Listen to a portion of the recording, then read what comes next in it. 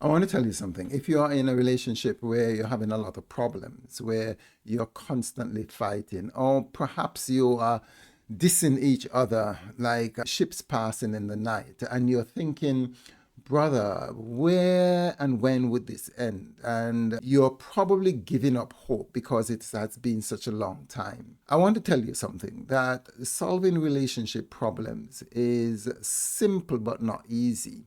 Solving relationship problems is not the same thing as solving problems at work. It's not the same thing as solving problems with your friends.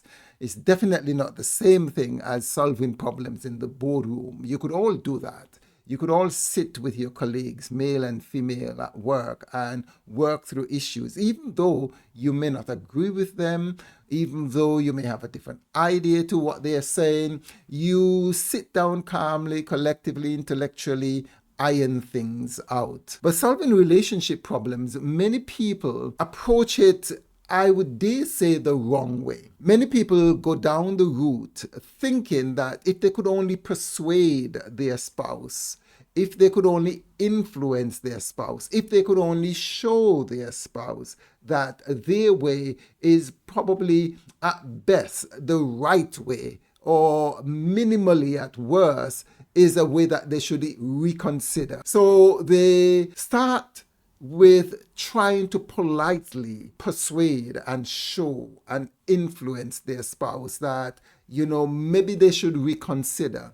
Because in their mind, they're thinking that the spouse got it wrong. The boyfriend, girlfriend, husband, wife, fiance, they have it wrong. And if only I could show them the right way. And when that doesn't work, they double down into debating. And, with debate, you show your point, you show why your point is the right point. You sometimes try to rubbish the other person's point, or at best say that it doesn't really make sense. Now, when it comes to relationship, I am telling you that would backfire quickly, really, really quickly. And when that doesn't work, people up the ante and they do what I call the courtroom phenomenon. The courtroom phenomenon is where the defense, or the defense or the lawyer, the solicitor, decide that they're going to pull in evidence. You say that, but that is not exactly what happened.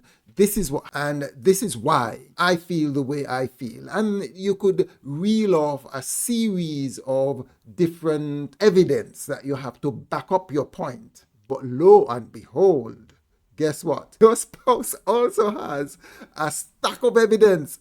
This is why they have in the stance they are having. And they will tell you when, how, what time, exactly what happened.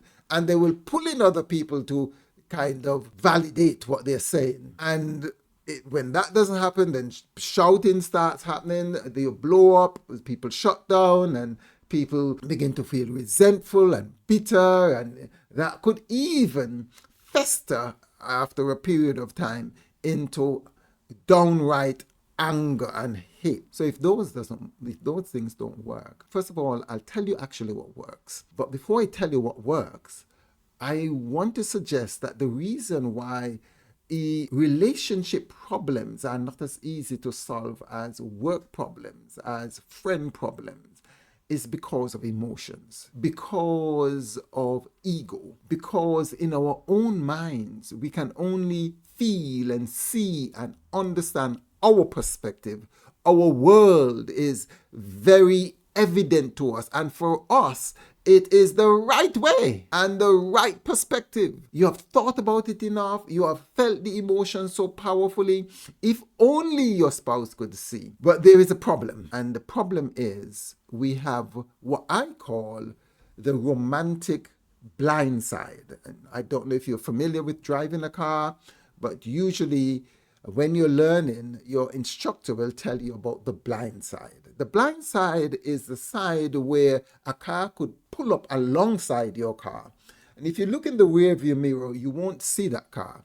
If you look in your wing mirror, which is on the side, you actually won't see the car either, because the car is parallel to your car. And if you are not aware of this, you could cause an accident and mayhem, because you might swing to the right, or if you're driving on the left, swing to the left and collide with this car. So the romantic blind side is that we see only our way, we feel only our feelings, we see only what we can see, what we have in our heads, and we don't really consider that your spouse have a different perspective, feel different ways, and feel as strongly as you feel. So what is the answer? What is the $1 million answer? One of the very effective and not as counterproductive as the other ways that we spoke about is actually beginning to understand. Put yourself in the shoes, in the plight of your spouse. In other words, you reverse engineer this. Yes, you have your feelings. Yes, you have your perspective. Yes, you think you're right. But for a minute, begin to consider why your spouse is behaving the way they behave.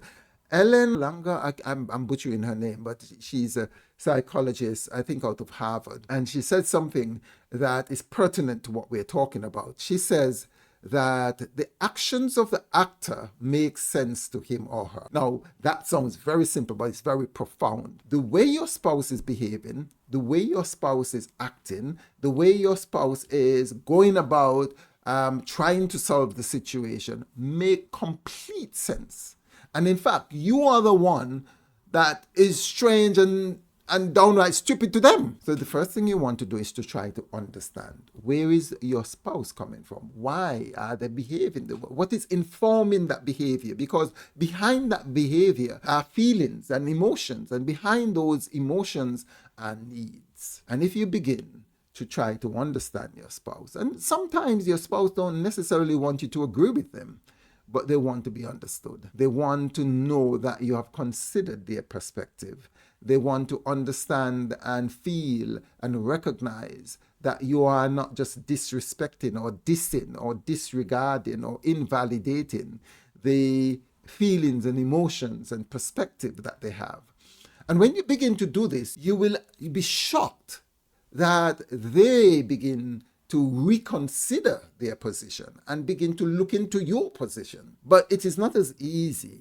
And dare I say, it's probably easier said than done. So what do? Sometimes you would actually need external help. We don't have to go to any external person. We are adults and we can fix our problems ourselves. And yes, sometimes you can do that. But I once heard somebody say, and I want to share with you, not all diseases can be or healed by home remedies. And sometimes you do need external help. And if it is that you have problems that have been chronic, have been going on for a very long time, and you want support with this, feel free to look on the internet, feel free to read books. But if you want human intervention and support, there's a link in the bio or the description. Let's see if we can help you. Talk soon.